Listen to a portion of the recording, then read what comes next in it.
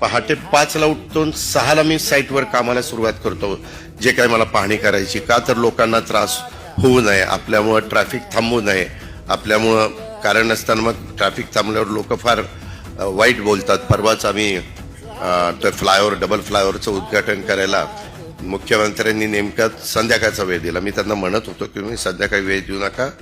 पिंपरी चिंचवडकरांना माहिती आहे, पुणेकरांना माहिती आहे, मी फ्लायओव्हरची उद्घाटन असली की साधारण 6:30 किंवा 6:45ची सकाळची वेळ देतो. एक रिबीन लावायची, कापायची, गाडी घेऊन जायचं, झालं उद्घाटन.